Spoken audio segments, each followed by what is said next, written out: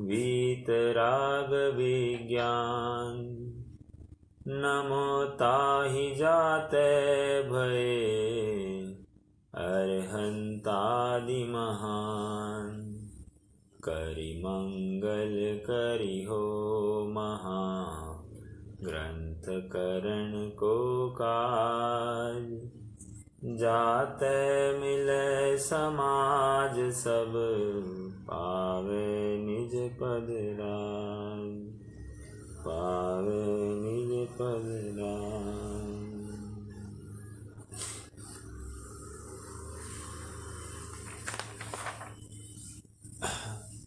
प्रकृति का यह एक सहज नियम है और अकाट्य नियम है कि जो जो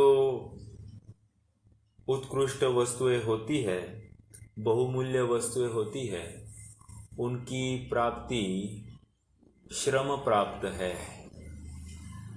श्रम प्राप्त कहकर ये सहज प्राप्त नहीं होती है। देखिए ना, जैसे नारियल है, नारियल कितना ऊंचा है? बहुत ऊंचा है। सहज प्राप्त हो सकता है? नहीं होता है। तो ऐसे ही आप जितनी भी चीजें देखो जो उत्कृष्ट होती है, मोती देखिए, मोती समुद्र में बहुत सारे हैं, लेकिन प्राप्त होते हैं कभी कभी सालों डुबकियां लगाने वाले गोताखोर को कभी कभी एक आध बार मिला तो मिल जाए, नहीं तो पूरा जीवन बर्बाद है। समझने की बात इतनी है कि बहुमूल्य चीजें मिलनी तो बहुत दुष्कर है, लेकिन यहाँ पर हम उदाहरण के माध्यम से देख रहे हैं कि यद्यपि दुष्कर है, प्रयासरत तो रहना ही पड़ेगा। कब मिलेगा ये पूछना नहीं, पूरी श्रद्धा से, पूरी लगन से आप लगे रहो अपने गंतव्य की प्राप्ति हेतु, आपको फल निश्चित रूप से मिलेगा।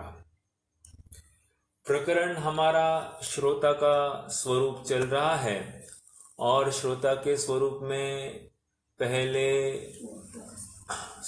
वक्ता का स्वरूप चल रहा है और वक्ता के स्वरूप में सर्वप्रथम 8 बिंदु 9 बिंदु बताए और अब वक्ता के विशेष गुण बताने जा रहे हैं। और वक्ता के विशेष गुण में सर्वप्रथम कह रहे हैं कि वक्ता एक तो व्याकरण, दूसरा न्याय और तीसरा बड़े शास्त्रों का पाठी हो तो विशेष शोभा को प्राप्त होता है। क्योंकि व्याकरण को का जानकार हो तो जो छोटी छोटी संधियां है या फिर शब्द की रचना आदि है, इसको समझने में ये ज्यादा समर्थ होता है। न्याय की भाषा अर्थात स्वमत का मंडन और परमत का खंडन तो होता ही होता है, लेकिन स्वमत के भी कुछ विशिष्ट सिद्धांत है, वे अनुमान गोचर होते हैं। वहां पर तर्क शैली द्वारा अपने सिद्धांतों का प्ररूपण करने में वो समर्थ होगा या समझने में वो समर्थ होता है। इसलिए न्याय की भाषा भी समझना अत्यंत जरूरी। और तीसरा, बड़े शास्त्रों का पाठी हो अर्थात जो मूल ग्रंथ करता है, अर्थात मूलाचार कहो या षटखंडागम कहो या धौला आदि कहो, इन गौमठ सार आदि कहो, ये मूल ग्रंथों का अभ्यासी हो तो विशेष शोभा को प्राप्त होता है, क्योंकि इसने अब जिनागम के हर विषय को अच्छे से छू लिया है। बात हम यहाँ तक आए थे, अब थोड़ा सा आगे बढ़ना है। अब एक गजब की बात पंडित साहब कहने वाले हैं। याद रखना, अब तक की जो चर्चा चली है, अब तक की चर्चा वक्ता के स्वरूप के अंतर्गत चली है। यहाँ पर जो सम्यक ज्ञानी जीव कहा है, वो सम्यक ज्ञानी जीव और कोई नहीं, आगम आश्रित ज्ञानी को सम्यक ज्ञानी कहा है। बीच में सोनाली भाभी का एक प्रश्न आया था कि आप इसको सम्यक ज्ञानी कह रहे हो तो फिर इसका तो श्रद्धान नहीं रहा। तो यहाँ पर श्रद्धान अर्थ का अर्थ इतना ही समझना है कि जो सच्चे देव शास्त्र गुरु का उपासक है वो सच्चा श्रद्धानी।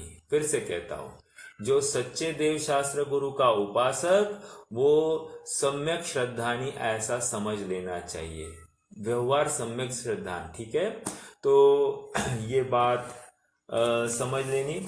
अब हम थोड़े से प्रकरण को यहां से पढ़ते हैं। ये वक्ता के विशेष गुण में ये पॉइंट नंबर 2 होगा।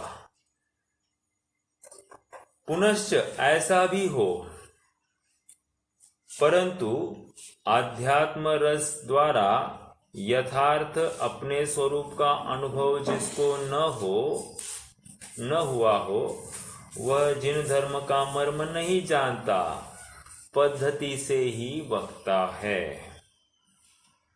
अध्यात्म रस में सच्चे जिन धर्म का स्वरूप उसके द्वारा कैसे प्रकट किया जाए, इसलिए आत्मज्ञानी हो तो सच्चा वक्तापना होता है, क्योंकि प्रवचन सार में ऐसा कहा है कि आगम ज्ञान, तत्वार श्रद्धान, संयम भाव, यह तीनों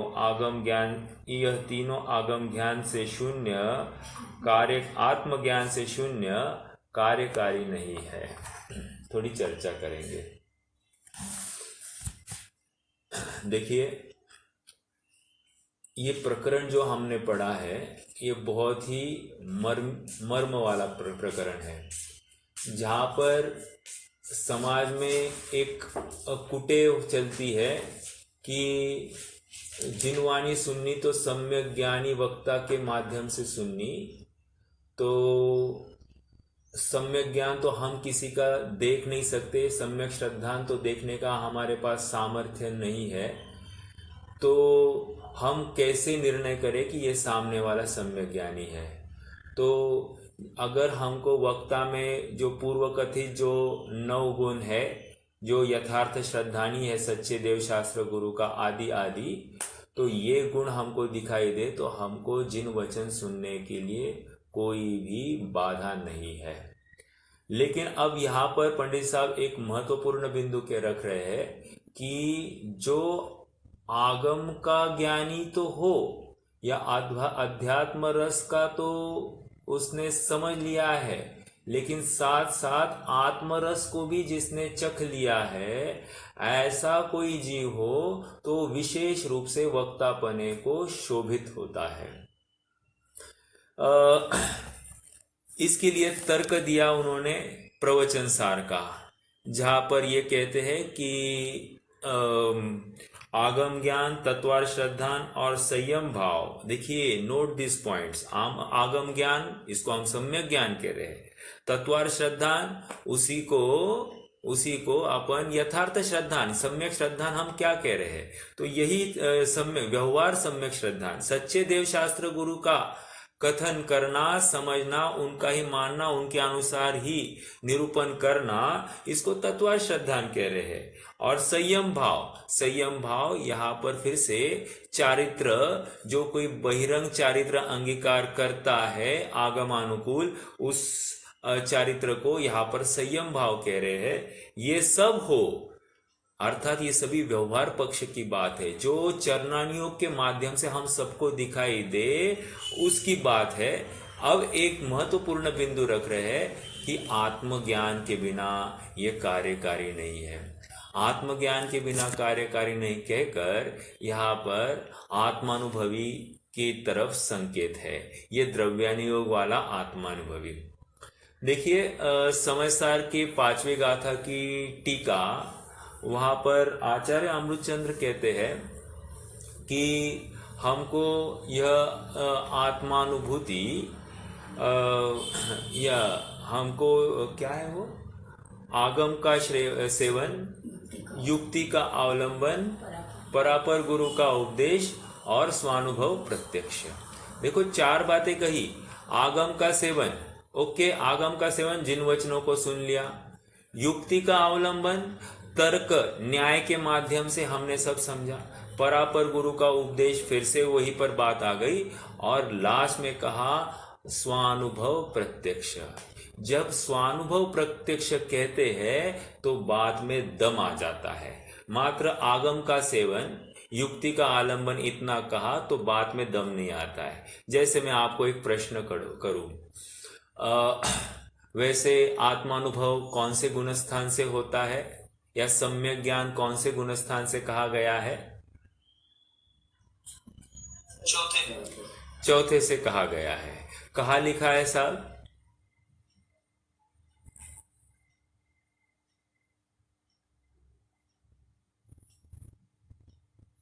अगर ऐसा प्रश्न पूछा जाए तो हम जवाब देंगे कि रहस्यपूर्ण चिट्ठी में सो ऐसा अनुभव चौथे से ही होता है। ऐसा रहस्यपूर्ण चिट्ठी में प्रश्न ही खड़ा किया है और उसका जवाब दिया है।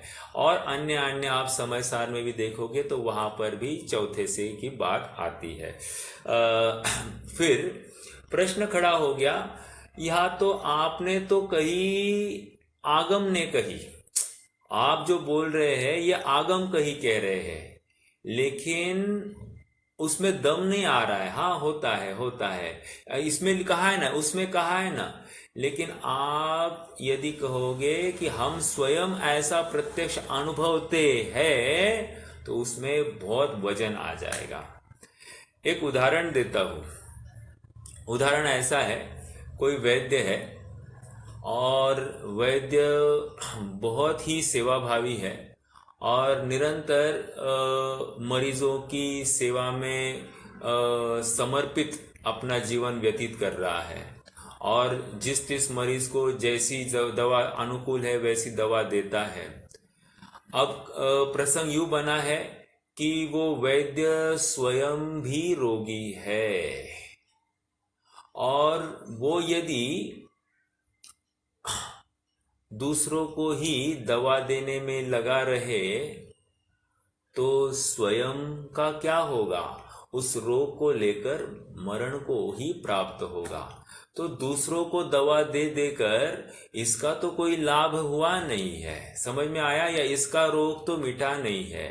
तो यहाँ पर आचार्य देव का संकेत इस तरफ है कि आप दूसरों को समझाने में इतना आप 10-10 घंटे आप स्वाध्याय कराते हो, लोक में शायद वह बहुत ही महिमा का विषय हो और उसके लिए आपकी प्रशंसा भी बहुत की जाए, लेकिन जब आगम के पास आते हैं आचार्य देव कहते हैं कि धिक्कार है तुम पर कि तुमने लोगों को समझाने में पूरा जीवन घलाया और स्वयं को समझने में तुमने एक पल भी नहीं दिया।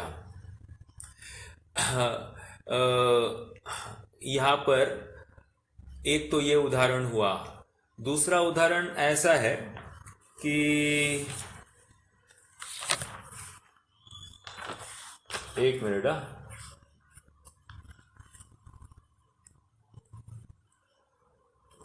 दूसरा उदाहरण ऐसा है कि प्रवचन सार की पहली गाथा की तत्व प्रदीपिका की टीका, तत्व प्रदीपिका यह आचार्य अमृतचंद्र ने प्रवचन सार की टीका का नाम है और उसकी पहली गाथा की टीका में ही उन्होंने स्पष्ट लिखा है, आत्मा जिसे प्रत्यक्ष हुआ है ऐसा मैं। कितना कॉन्फिडेंस से कह रहे कि आत्मा जिसे प्रत्यक्ष हुआ है ऐसा मैं। ये एक बात। दूसरी बात, 201 नंबर की गाथा की टीका में वही आचार्य अमृतचंद्र कहते हैं कि हे जीवो, तुम अब ये घर गृहस्थी के कार्यों को छोड़ दो और श्रामण्य को अंगीकार करो, कायरता को त्याग दो और आप वीर या सिंह वृत्ति को धारण करो। और फिर प्रश्नकर्ता ने प्रश्न खड़ा किया है, क्या इस पंचम काल में भी ऐसा संभव है?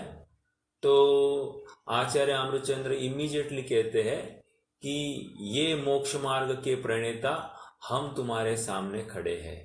अर्थात वे कह रहे हैं कि हम आत्मानुभवी है, ये आपको इसके ऊपर भरोसा नहीं है।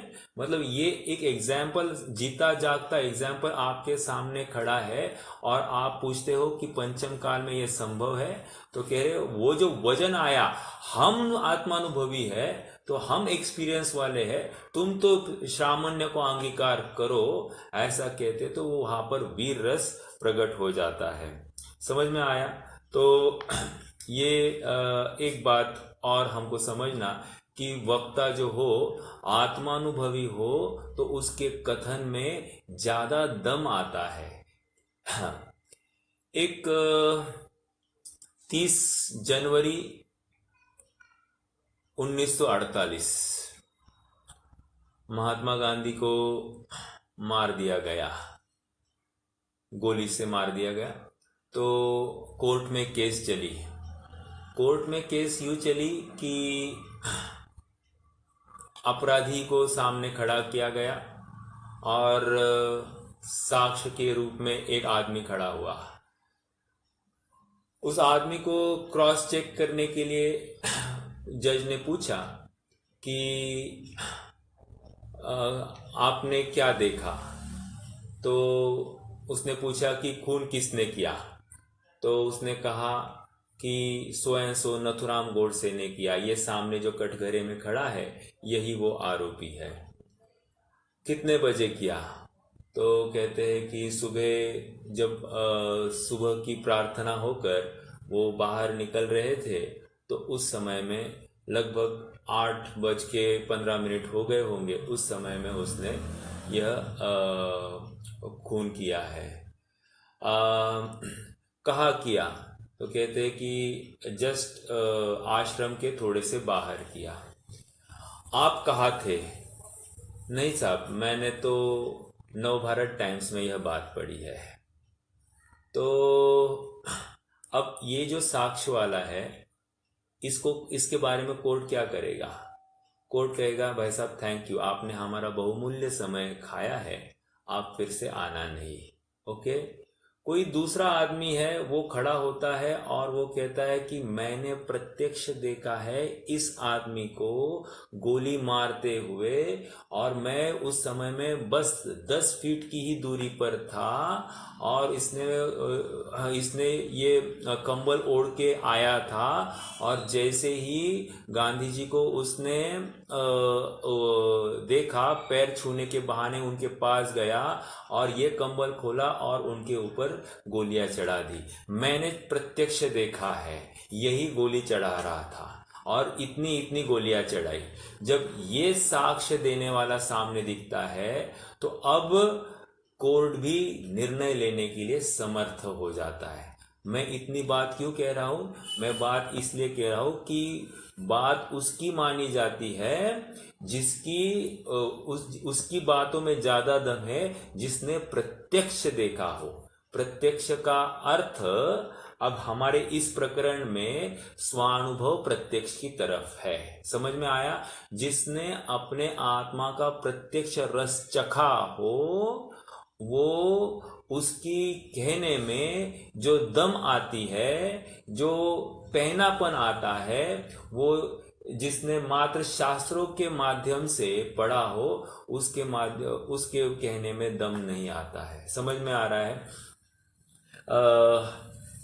जैसे आपको बताओ, डॉक्टर होना है किसी को, तो मान लीजिए कि 12-12 घंटे कोई पढ़ाई करता होगा, तो हमको क्या लगता है, हाँ 12-12 घंटे पढ़ाई करते हैं। लेकिन जो स्वयं डॉक्टर होता है और वो प्रत्यक्ष जूझता है एक एक विषय को समझने के लिए और सभी थियोरी इकट्ठा करके अपने ज्ञान में उसको अच्छे से समझ लेता है, तो वही समझता है कि कितनी मेहनत होती है डॉक्टर होने के योग्य। तो स्वानुभव प्रत्यक्ष की बात है, जो स्वयं अनुभवता है उसको उस पर्टिकुलर चीज की महिमा ज्यादा आती है, और जो उसका अनुभव नहीं करता है उसको महिमा कम आती है। तो कहने की बात, जिसको महिमा आती है वो बोलने में भी बहुत समर्थ है कि किस प्रकार ये तकलीफ होती है, कितने पापड़ बेलने पड़ते हैं अपने को डॉक्टर बनने के लिए। वैसे यहाँ पर आध्यात्म रसिया जो हो और आगम ज्ञानी हो, ऐसा वक्ता विशेष प्रभावशाली हो, अर्थात वो श्रोतागणों को कन्विंस करने में ज्यादा इफेक्टिवली उसको प्रस्तुतिकरण कर सकता है। आत्मा कैसा है, तो आहा परम आनंदमय है। तो ऐसा जो आह्लाददायक उसको एक अनुभव अंदर से आ जाता हो, तो वही अनुभव श्रोतागण को एक्सप्रेशन में दिखाई देता है, तो अपने आप उनको ज्यादा महिमा भासित हो कि हाँ सचमुच आनंदकारी है, सुखकारी है ये आत्म वस्तु, और वे भी अपने आप प्रेरित हो जाए। तो हमने ये दूसरे बिंदु के ऊपर चर्चा की। परंतु आध्यात्म रस द्वारा यथार्थ अपने स्वरूप का अनुभव जिसको न हुआ हो, वह जिन धर्म का मर्म नहीं जानता, पद्धति से ही वक्ता होता है। पद्धति से मतलब बस उन्होंने कहा है ना, जिसने स्वयं साक्षात देखा है वो उन्होंने नहीं कहा, उन्होंने कहा ही कहा है और हमने देखा है। इसलिए कुछ ऐसे एक वचन भी आते हैं, तुमने कहीं आगम लिखी, तुमने कहीं आगम लिखी, हमने कहीं स्वातम लखी। मतलब हमने तो आत्मा को लख कर ये बात कही है, और तुमने तो आगम को देख कर ये बात कही है। अब किसके बात में ज्यादा दम आएगा? जिसने आत्मा को लखा है, आत्मा को देखा है, उसको ये जिनवानी की जरूरत नहीं पड़ती है, वो तो अपने एक्सपीरियंस को ही शेयर करता है। समझ में आया? चलिए, अध्यात्म हाँ बोलिए। हाँ, ये तत्वार्थ श्रद्धान जो लिखा है, हाँ तो इसमें स्वतत्व का श्रद्धान ज्ञान समाहित नहीं होता है क्या? हाँ तो इसीलिए मैंने वो एक बिंदु स्टार्टिंग में ही बताया।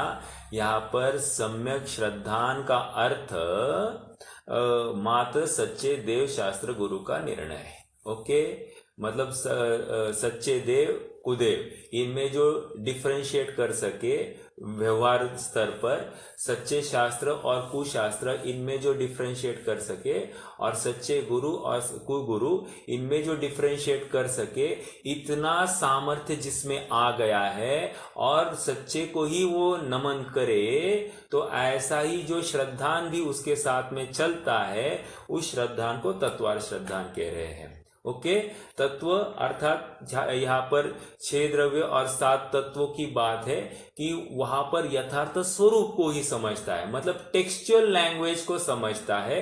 टेक्सचुअल लैंग्वेज का निर्णय अच्छे से हुआ है, लेकिन उसका इम्प्लीमेंटेशन अभी तक नहीं हुआ है। आप यूं कह सकते हो कि कोई गाड़ी है, गाड़ी का प्रोटोटाइपिंग हो गया है। आप अगर वहां पर मॉडलिंग आजकल सभी कंप्यूटर पर ही कर देते, और वहां पर उसकी सारी टेस्टिंग हो गई है, लेकिन प्रैक्टिकल में गाड़ी अभी तक लॉन्च नहीं हुई, बनी भी नहीं है, मात्र उसके ऊपर ही सब टेस्ट किए जाते हैं और उसकी अंडरस्टैंडिंग हो जाती है। उतनी बात को ही यहाँ पर तत्वार श्रद्धान कह रहे हैं। मतलब गाड़ी ये चल सकती है, इतना माइलेज आदि आदि देगी, उसके ऊपर टेस्ट सब ऑनलाइन ही वहां पर करते हैं किसी सॉफ्टवेयर के माध्यम से। तो वैसी ही बात यहाँ पर तत्वार श्रद्धान में समझ लेना चाहिए। आगे बढ़ते हैं। पुनश्च दोहा पाहुड़ में ऐसा कहा है, पंडिय पंडिय पंडिय कन छोड़ीवी तुसकंडिया, पय अत्थम तुठोसी परमत्थ न जानी मूढ़ोसी। हमने चर्चा की, कह रहे हैं कि पांडित्य पंडिय पंडिय पंडिय 3 बार कह रहे, मतलब पांडित्य, हे पांडे हे पांडे हे पांडे, तू कण को छोड़कर, कण को मतलब जो असली माल है उसको छोड़कर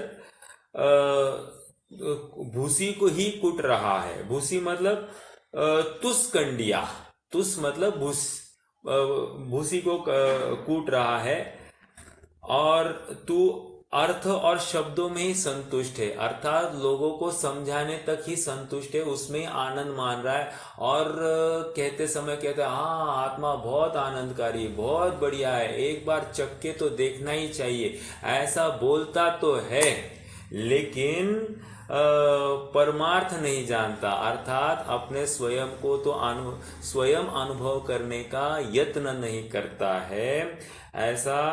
ऐसा अभ्यासी जीव, इसने तो अपना अहित ही किया है।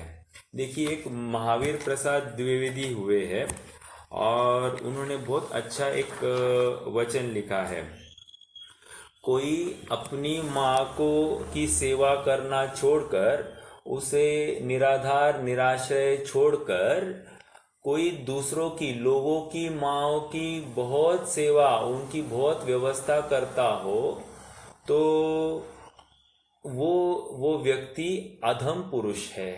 क्यों?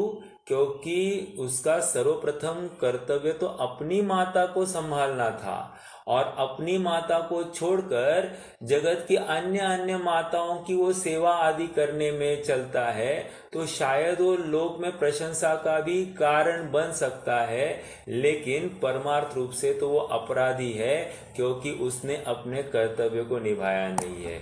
ये तो दृष्टांत हुआ।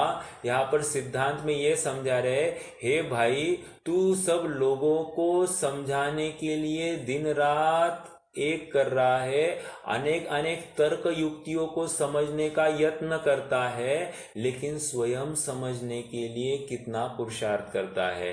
अगर तुमने स्वयं को समझने के लिए पुरुषार्थ नहीं किया हो तो तुम अधम पुरुष हो, तुम पापी हो, तुम दुर्गति को प्राप्त होने वाले हो।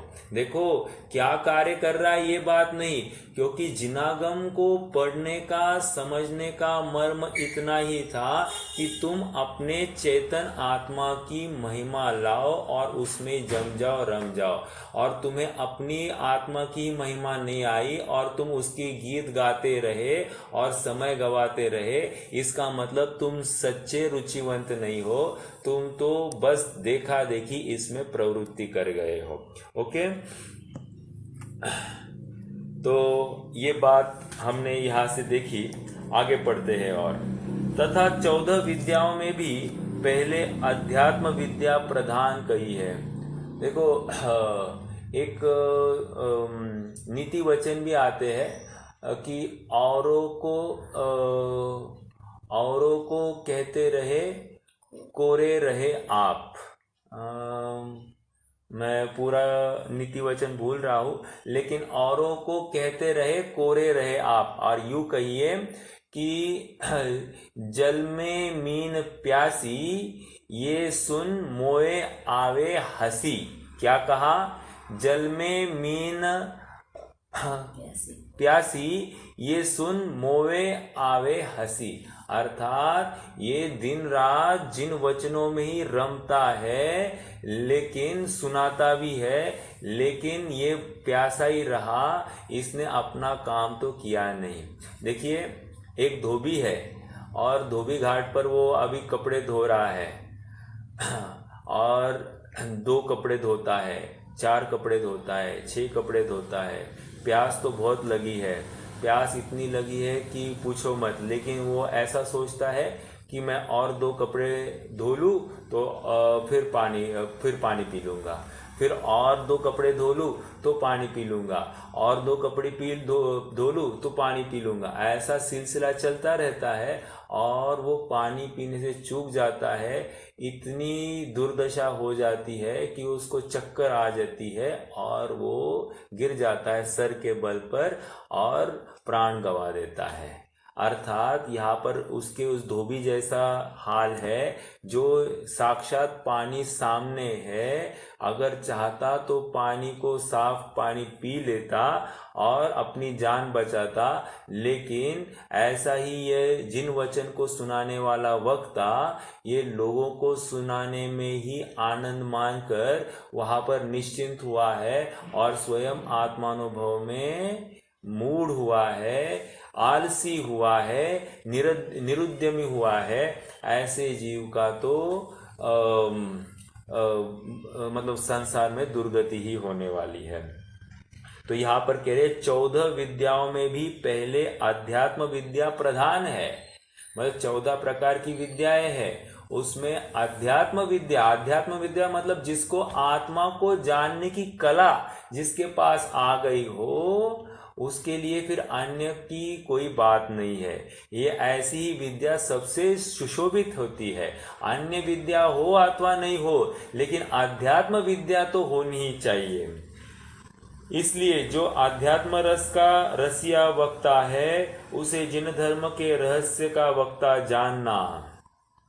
पुनश्च जो बुद्धि रुद्धि के धारक है तथा अवधि मनपर्य केवल ज्ञान के धनी वक्ता है उन्हें महान वक्ता जानना।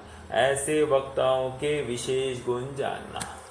देखो एक वक्ता तो पहले क्या कहा विशेष गुणों में कि व्याकरण, न्याय और शास्त्रों का पाठी हो, बड़े शास्त्रों का पाठी एक। फिर उसके आगे एक क्रम आगे बढ़े और कहा कि ये आत्मानुभवी हो तो और कार्यकारी और इफेक्टिव।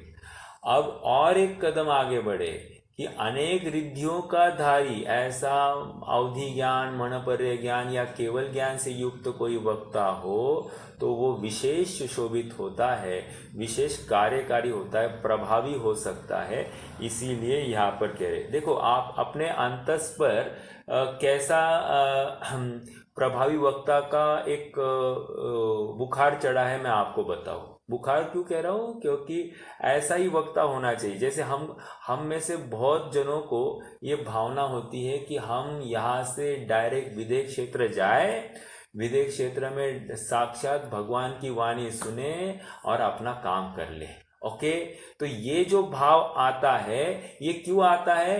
क्योंकि हमारे अभिप्राय में आत्मज्ञानी वक्ता अच्छे से बैठा है और आत्मज्ञानी वक्ता में भी एक विशेष वक्ता जो केवल ज्ञान से युक्त है। अब उसके बाद में कोई खोट नहीं होगी, सामने वाला जो छद्मस्त है ना उसके बाद में कोई खोट नहीं होगी। ऐसा वक्ता विशेष कार्यकारी, ऐसा हम सबको लगता ही होगा। और वही कारण है कि उन्होंने कहा वक्ता के विशेष गुण, क्योंकि प्रभावित करने वाला जो वक्ता होता है उसके ऊपर विश्वास भी बहुत जल्दी आ जाता है।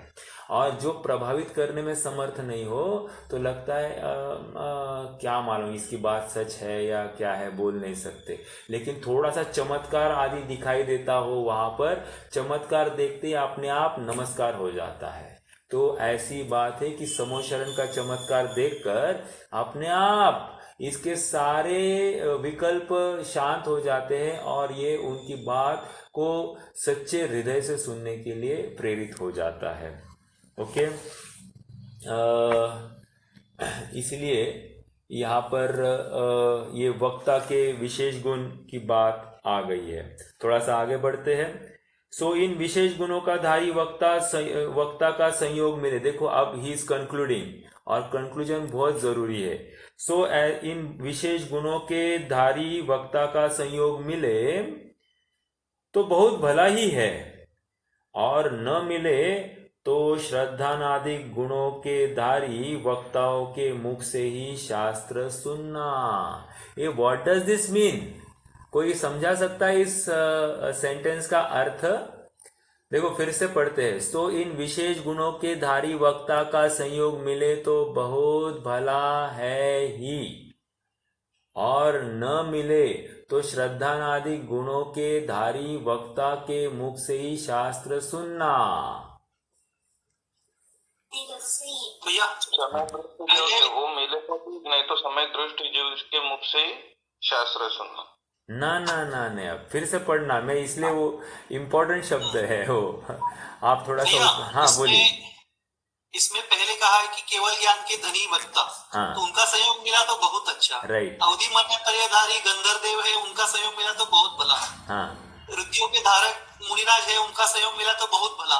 लेकिन ये सब नहीं है तो सिर्फ श्रद्धानादि गुणों के धारी ऐसे जो सम्यक जीव है उसके मुख से शास्त्र सुनना। हाँ, तो मुझे ऐसा यही यही तो चाहिए, श्रद्धा आदि गुणों का धारी वक्ता मतलब कौन? मुनिराज।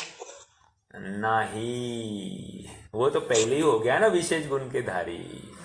चौथे गुण स्थान से आगे वाला जीव। नहीं, वो भी आत्मज्ञानी में ले लिया उन्होंने। आप प्रकरण को पकड़िए, प्रकरण को देखो। चलो थोड़ा पीछे चलिए, डायरेक्ट वक्ता के गुण की तरफ चलिए। पहला गुण क्या है? पहला गुण वो जिन धर्म का श्रद्धानी। यस, वो पॉइंट है यहाँ पर भैया। पकड़ में आ रहा है क्या सबको? मतलब मिले तो श्रद्धा आदि गुणों के धारी वक्ता, मतलब जिन धर्म में दृढ़ श्रद्धानी हो, वो श्रद्धा आदि, वो पहले पॉइंट से जो चालू किया था उस वक्ता की बात चल रही है, अर्थात सामान्य वक्ता। समझ में आ रहा है क्या? देखो, ये शब्दों को भी पकड़ना बहुत जरूरी है। अभी ये पॉइंट फिर से कोई, हमने इंटरप्रेट क्या किया, ये सम्यक दर्शन वाला की बात चल रही, नहीं सम्यक दर्शन नहीं। इन्होंने जो पहले बताए थे श्रद्धा आदि गुणों से युक्त, वे 8-9 पॉइंट जो थे उन गुणों की बात चल रही है। बोला तो वही क्या?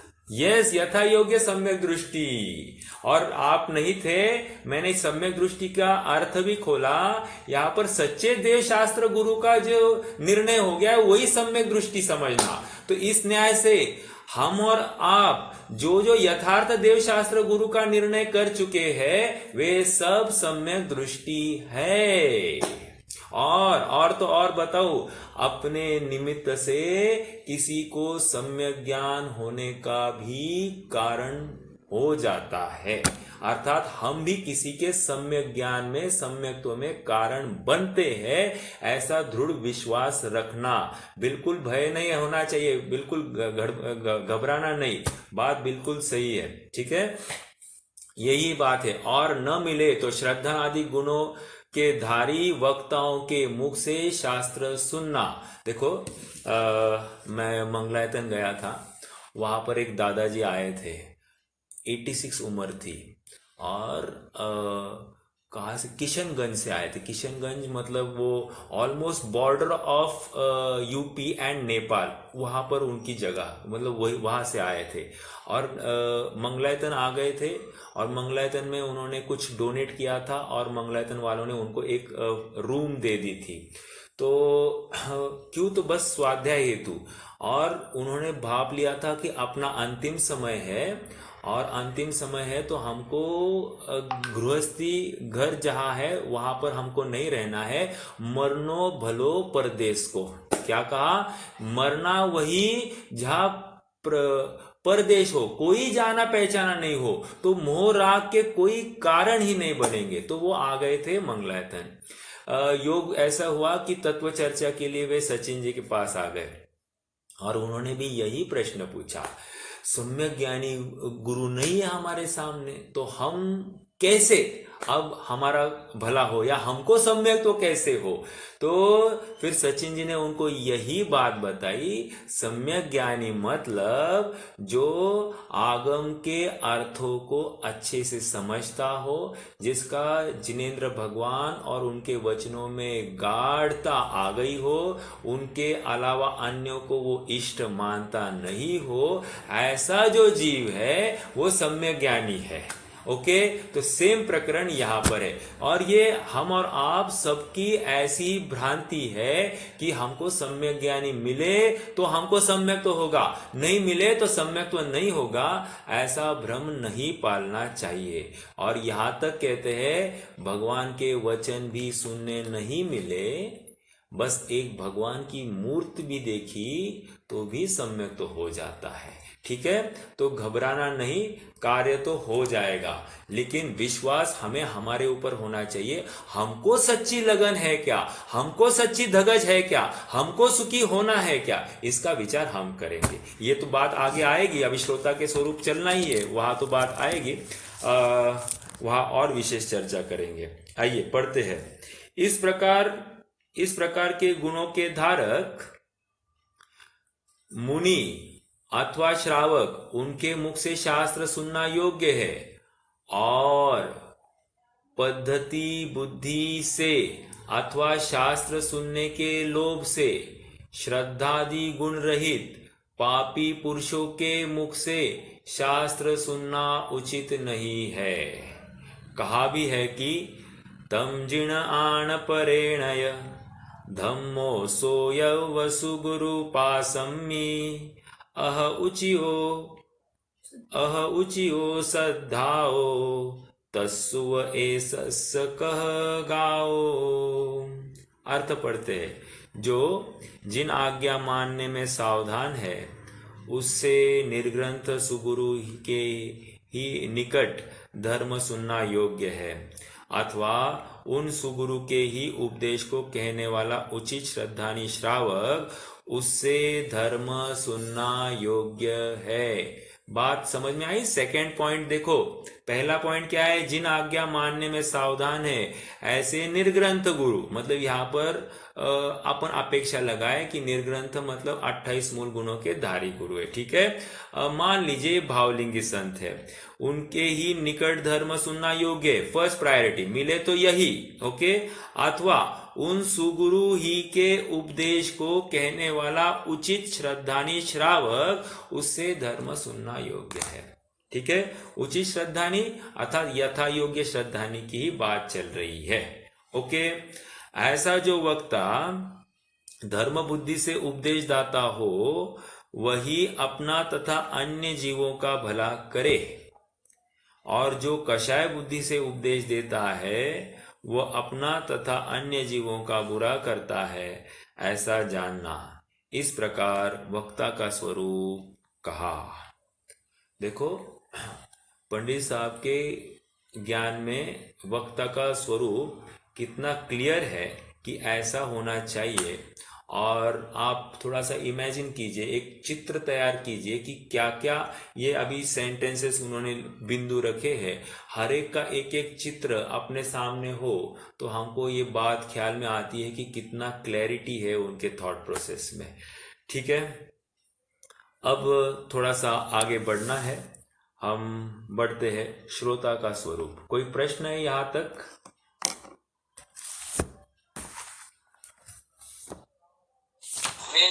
हाँ बोलिए। मैं थोड़ा लेट होगा, ये नहीं समझा था वो पट्टी जो है ना, उसके ऊपर की लाइन। हाँ,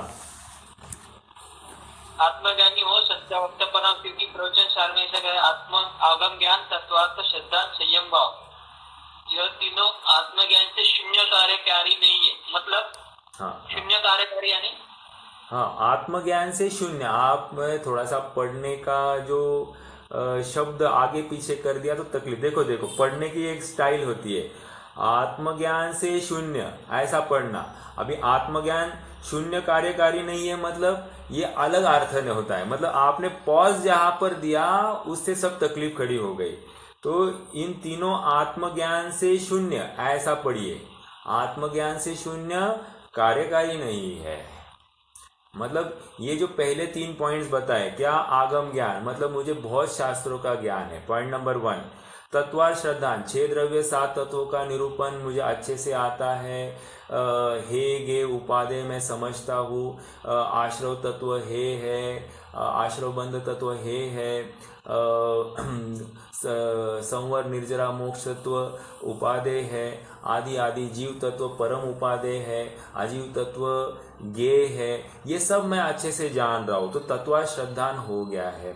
और संयम भाव अर्थात यहाँ पर जो कोई शुष्क क्रिया, आप यूँ समझिए कि जैसे थोड़े से व्रत आदि का पालन करना, तपश्चरण आदि करना, ये जितनी भी क्रियाएं है, या फिर हमारे भक्ष्य अभक्ष्य का ख्याल रखना, ये सब संयम भाव में आता है। तो ये तीनों जो है ये आत्मज्ञान से शून्य होंगे, अर्थात आत्मानुभव से रहित होंगे। तो ये तीनों कार्यकारी नहीं है। देखो आत्मसिद्धि शास्त्र है, कौन है, श्रीमद जी का, श्रीमद राजचंद्र जी का। तो उनका मेरे ख्याल से छठा छंद ही है। कोई क्रिया जड़ थई रहा, शुष्क ज्ञान मा कोई, माने मार्ग मोक्ष नो करुणा उपजे जोय। क्या कहा? कोई क्रिया जड़ थई रया, मतलब कोई मात्र जड़ की क्रिया में ही संतुष्ट है। जड़ की क्रिया व्यवहाराभासी, अगर इस प्रकरण के साथ जोड़ना है तो मात्र शरीर आश्रित क्रिया, तपश्चरण करना, आज उपवास कल उपवास, ये वो, और दिन भर कषाय में लगा रहना, पाप के कार्य में प्रवृत्ति करना। कोई क्रिया जड़ थई रया। एक, शुष्क ज्ञान मा कोई। शुष्क ज्ञान, अरे कोरा ज्ञान, कह रहे हाँ आत्मा शुद्ध बुद्ध है, आत्मा किसी का कर्ता हरता नहीं, आत्मा अनादि निधन नित्य एक अखंड चैतन्य स्वरूप भगवान आत्मा, इतना बोल रहा, लेकिन पूरा पाप में स्वच्छंद प्रवृत्ति है। थोड़ा सा भी विवेक नहीं पालता है, होटल में खाना पीना, बाहर की बाजारू वस्तुएं लाना, सब बातों में एकदम बिल्कुल घबराता नहीं है। क्यों? पुण्य का उदय, जोरदार पुण्य उदय है, और ये ऐसा विश्व में खर्चा कर रहा है। तो ऐसा भी जीव शुष्क ज्ञान में कोई, तो ये दोनों जीव भ्रमित हुए हैं, और इसीलिए हमको करुणावश हमको उनको समझाने का भाव उत्पन्न हुआ है, और इसलिए हम ये शास्त्र लिख रहे हैं। ऐसा वहां पर प्रयोजन उन्होंने लिखा है। कहने की बात यह है कि ये दोनों आत्मानुभवी नहीं है, इसलिए ये दुखी होने वाले, इसलिए हम ये शास्त्र लिख रहे हैं। ऐसा ही यहाँ पर कह रहे हैं कि ये जो आगम ज्ञान है, या तत्वार श्रद्धान हो गया है, या संयम भाव हो गया है, ये तो आगम में पढ़कर ये आपको हो गया, ये थियोरेटिकल काम हो गया। लेकिन इम्प्लीमेंटेशन के स्तर पर उसका जो प्रयोजन था, एक अपने शुद्धात्मा को ध्याना, शरीर से भिन्न अपने आत्मा का अनुभव करना, शरीर से पृथक करके इसको जानना, ये तो करने से ये चूक गया है जीव। इसलिए कह रहे कि ये आगम आत्मज्ञान से शून्य है, और इसलिए ये जितना भी पढ़ा है, जितना भी आचरण है, ये जितना भी श्रद्धान के स्तर पर उसका सच्चे देव शास्त्र गुरु के प्रति समर्पण दिखाई दे रहा है, इट इज अकार्यकारी, कुछ भी फल को प्राप्त नहीं होगा। क्यों? क्योंकि इसने बीज ही बोया है। यदि वो बीज नहीं बोता तो फिर वो कार्यकारी हो जाता। मतलब क्या? ये जितना भी कर रहा है, पुण्य का बीज बो रहा है कि नहीं? तो पुण्य का बीज क्या होगा? पुण्य के रूप में फलेगा, तो उसको फिर से संसार मिलेगा। कोई पाप का बीज बोएगा तो पाप के रूप में फलेगा, तो उसको भी संसार मिलने वाला है। इसके अलावा और एक अवस्था है, जो आत्मज्ञान शून्य वाली अवस्था, जहां पर बीज ही नहीं बोया जा सकता।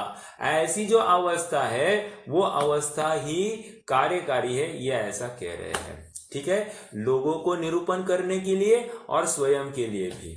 ठीक है, तो यहाँ पे वो आत्मज्ञान से शून्य, तो उनका मीनिंग आत्मानुभव का है क्या? हाँ, बिल्कुल आत्मानुभव का है। यस, आत्मानुभव के बिना ये सब शास्त्र अभ्यास कार्यकारी नहीं है। आत्मानुभव के बिना हमारा जिनवाणी सुनना कार्यकारी नहीं है। इसीलिए तो अब हमने 1 घंटा हमने स्वाध्याय किया, तो इमीडिएटली क्या होता है? कायोत्सर्ग होता है। कायोत्सर्ग में क्या होता है? णमोकार मंत्र नहीं करना है। णमोकार मंत्र नहीं, 9 णमोकार मंत्र प्रमाण, हमको अपने उतने काल के लिए हम अपने आत्मा को ध्यान का पुरुषार्थ करें, क्योंकि वो अत्यंत मंद हुई अपनी कषाय होगी। दिन भर के जितने कषायों से हम हटकर 1 घंटे का हमने जो अपने इस चित्त की भूमि को थोड़ा सा मृदु करने का प्रयास किया था, इमीडिएटली हम अगर प्रयास करें तो हमको आत्मज्ञान हो सकता है। ऐसा वो कायोत्सर्ग का प्रयोजन है। वैसे ही यहाँ पर कह रहे कि इतना अभ्यास किया और तुमने प्रयास नहीं किया तो कार्यकारी नहीं। तो उसमें एक डाउट आ रहा कि मतलब इतना करने के बाद भी आत्मानुभव नहीं हुआ तो वो कार्यकारी मुझे शून्य है। तो इतने जितने भी पॉइंट अपने हुए अभी तक इसके वक्ता के, तो वो आत्मानुभवी नहीं है, वो फिर भी वो कैसे ये होगा? देखो हाँ भैया देखो, आपका प्रश्न ये है कि इन्होंने इतने सब पॉइंट्स बताए, लेकिन अंत में जाते जाते उन्होंने एक पॉइंट बोलकर पूरा जो वक्ता है उसके सारे प्रयोजन को उन्होंने बिगाड़ दिया। ऐसा हमको लग रहा है कि अब आत्मानुभवी नहीं होगा तो विशेष कार्यकारी नहीं होगा, तो हमको आत्मानुभवी होगा तो कार्यकारी होगा, ऐसा हमको लगने लग गया है। बात तो बराबर है, लेकिन संयोग को ढूंढना नहीं है। फिर से कहता हूं, संयोगों को ढूंढना नहीं है, स्वयं, या मैं यूं कहूं, वक्ता को ढूंढना नहीं है, हम स्वयं वक्ता बने और हमारे ही वक्तापने के संयोग में हम आत्मानुभवी भी हो जाए। कहने की बात इतनी है कि वे पॉइंट्स हो तो अच्छे हैं, होने ही चाहिए। देखो, इसलिए उन्होंने कहा ना कि इतने तो बिंदु होने ही चाहिए। होने ही चाहिए मतलब मान लो आत्मज्ञानी नहीं है, लेकिन ये इतने बिंदु होने ही चाहिए। ये होंगे तो विशेष कार्यकारी हो, अर्थात सभा का लाभ होता है, ये कहना है। परंतु फिर से आपको बताऊं, अब मेरा आत्मानुभव वक्ता पे डिपेंड नहीं है। फिर से कहता हूं, अभी श्रोता का स्वरूप चलेगा। मेरा आत्मानुभव वक्ता पर डिपेंड नहीं है, मेरा आत्मानुभव मेरे धगश पर डिपेंड है। मुझ में ही वो चिंगारी नहीं है। I don't have that fire, how will I fly? समझ में आया? वो विंग्स ऑफ फायर में क्या है? Everybody has fire in them, but the thing is that they don't lighten it up. वो फायर को इग्नाइट किए बिना हम उड़ नहीं सकेंगे। वैसे ही यहाँ पर कह रहे, वो अंदर की धगश को जागृत किए बिना या ये स्वीकार किए बिना कि मैं दुखी हूं, ये स्त्री पुत्र मकान आदि या रुपया पैसा कमाने का जितना भी भाव है ये दुख का कारण है। ये शरीर की सेवा, शरीर की व्यवस्था करना, उसमें जो प्रवृत्ति हो रही है ये दुख है। ऐसा जब तक भाषित नहीं होता है तब तक ये जीव आत्मा को प्राप्त करने के लिए उद्यमी नहीं होगा, अर्थात पुरुषार्थ नहीं करेगा।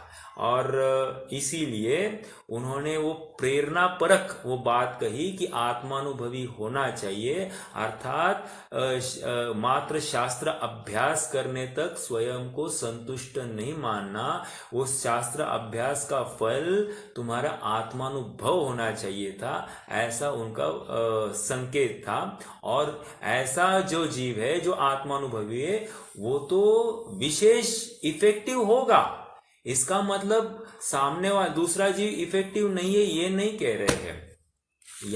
यहां तक आता है जिनवाणी में बात कि कोई अज्ञानी है, उस अज्ञानी मतलब आत्मानुभवी नहीं है, ऐसे जीव के यथार्थ वचन सुनकर दूसरा जीव सम्यक दृष्टि हो सकता है। ओके, ये ऐसी भी बात आती है। एक एग्जाम्पल देता हूं तो आपको और अच्छे से समझ में आएगी। देखो, कोई लड़का एक परफॉर्मेंस कर रहा है स्टेज पर और वो लड़की की आवाज निकाल रहा है, और उस लड़की की आवाज को सुनकर श्रोता में जितने लोग हैं वो विकार को प्राप्त हो गए हैं। ठीक है, विकार को प्राप्त हो गए हैं। लेकिन ऐसा होते हुए भी ये लड़का स्वयं को लड़की नहीं लड़का ही अनुभव कर रहा है। तो क्या हुआ, ये स्वयं लड़की नहीं हुआ लेकिन सामने वाले को विकार में कार्यकारी हो गया। तो कहने की बात यह है कि ये अज्ञानी होते हुए भी दूसरों को विकार उत्पन्न करने में समर्थ हुआ। वैसे ही कोई अज्ञानी होता हुआ वो मैंने क्या कहा फिर से, ये लड़का होते हुए लड़की का आवाज निकालकर दूसरों को विकार करने में समर्थ हुआ। वैसे ही कोई अज्ञानी होते हुए जिन वचनों को कहकर, जिन वचनों को प्ररूपित कर कर दूसरे को सम्यक ज्ञान में निमित्त हो सकता है। दूसरा इन वचनों को सुनकर बिल्कुल प्रेरित हो सकता है और वो अपना आत्म कल्याण भी करे, ऐसा भी हो सकता है। इसमें कोई शक नहीं है, ऐसा भी संभव है। जिनवानी में कही एक बात आई है कि अज्ञानी गुरु से सुनकर शिष्य सम्यक दृष्टि हो गया, ऐसा भी हो सकता है। ठीक है, मतलब वहां पर भी संभावनाएं पॉसिबल है, इसमें कोई दो राय नहीं है, हो सकती है ये बात है। ठीक है, और कोई प्रश्न? चलिए, तो ये एक आज हमने श्रोता का स्वरूप अभी स्टार्ट करने योग्य नहीं, समय तो हो गया है, लेकिन एक बात मैं भूधर दास जी की आपको सुनाऊं। बहुत अच्छी पंक्तियां हैं, तो उस पंक्तियों को ही सुनाता हूँ, फिर आज रुक जाएंगे। किसी ने भूधर दास जी को पूछा, क्यों भाई आप कैसे हो? तो हाँ भाई, सब ठीक ठाक चल रहा है। हमारी एक लौकिक परंपरा होती है कि कोई हमको पूछे क्यों भाई कैसे है, फोन पर पूछे या सामने पूछे तो हाँ भाई बस एकदम बढ़िया, सब ठीक चल रहा है। तो भूधर दास जी को ऐसा पूछा तो उनको विकल्प आया कि मैं सबको बताऊं कि अच्छा मतलब क्या, मतलब सब ठीक है, मेरा सब अच्छा चल रहा है, इसका मतलब कब हम अच्छा कह सकते, ऐसा उनकी भाषा में हम समझने की कोशिश करते हैं। ये मेरे पास जैन शतक है, जैन शतक में छंद नंबर 20 है, उसको हम पढ़ेंगे। पेज नंबर 34, छंद नंबर 20, निज अवस्था वर्णन है। देखो, जोई दिन कटे सोई आयु में अवसी घटे, बूंद बूंद बीते जैसी अंजलि को जल है। आप शब्दों को पकड़ने की कोशिश करना, मैं धीरे धीरे कहता हूं फिर से। जोई दिन कटे सोई आयु में अवसी घटे, बूंद बूंद बीते जैसे अंजलि को जल है। देह नित झीन होत नैन तेज हीन होत, फिर से। देह नित झीन होत नैन तेज हीन होत, जोबन मलिन होत छीन होत बल है। आवे जराने रीत के अंतक अहेरी आवे, पर भो नजीक जात नर भो निफल है। मिल के मिलापी जन पूछत कुशल मेरी, मिल के मिलापी जन पूछत कुशल मेरी। ऐसी दशा माही मित्र काहे की कुशल है। कह रहे हमने बहुत रुपया पैसा इकट्ठा किया, स्त्री पुत्र मकान आदि एकदम बढ़िया, 2-2 3-3 फ्लैट होंगे, करोड़ों की प्रॉपर्टी हो गई है, सब ओके, एकदम बढ़िया है, निश्चिंत है। नहीं भाई, रुको रुको रुको रुको, क्या कह रहे देखो। जोई दिन कटे सोई आयु में अवसी घटे, कह रहे एक एक दिन घट रहा है तो आयु में एक एक समय हमारा घटते जा रहा है। ओके, जैसे 1 साल का हो गया, इंग्लिश में क्या कहते हैं, 1 year old, मतलब 1 साल चला गया, बूढ़ा हो गया, राइट। बूंद बूंद बीते जैसी अंजुलि को जल है, ये आयु कैसे घट रही है, अंजुलि में जल है और एक एक बूंद टपक रहा है और हमारी आयु खत्म होने को आ रही है। आगे क्या है, देह नित झीन होत, देह एकदम झीन मतलब क्षीण हो रहा है। एक मिनट, हाँ, दुर्बल हो रही है, देह निरंतर दुर्बल हो रही है। पेज नंबर बताना। 34।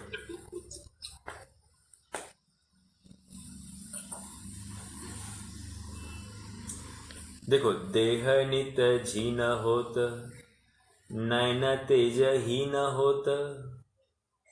नैन मतलब आंखों का तेज, रोशनी कम हो गई है, मोतिया पड़ता है, आदि आदि सब कुछ बातें।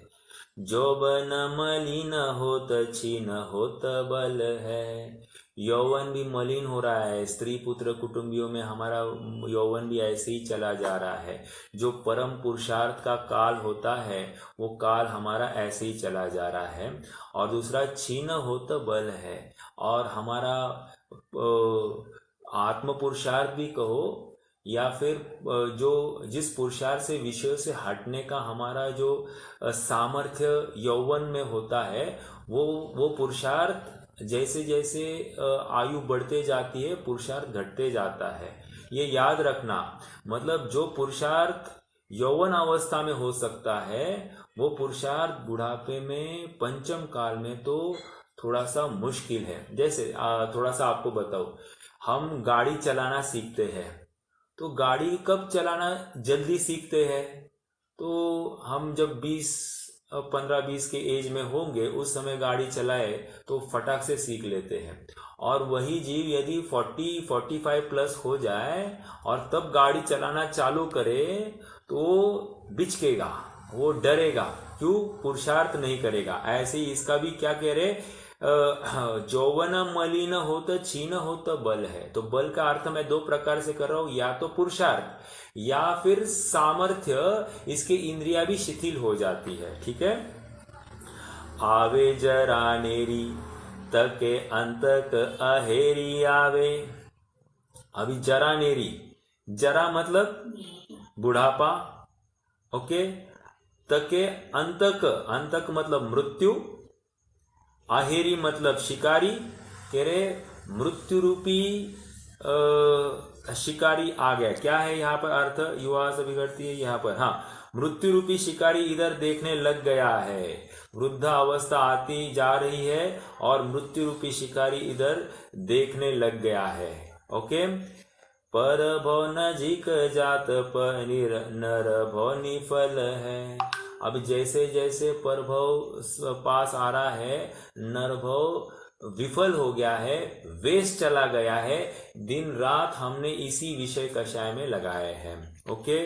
मिलक, अब अंतिम पंक्ति मार्मिक, मिल के मिलापी जन पूछत कुशल मेरी। अब मेरी सब इंद्रिया शिथिल हुई, आंखों की रोशनी खत्म हो रही है और मेरे बल भी कंपन हो रहा है, शरीर का रोग दशा आ गई है, बुढ़ापा आ गया है, सब हो गया है। और कोई मुझे पूछने आता है, कहता है क्यों जी कैसे है आप, ठीक तो है? तो अब उनको हाँ भाई ठीक है ऐसा कहना मतलब अपराध है। क्यों?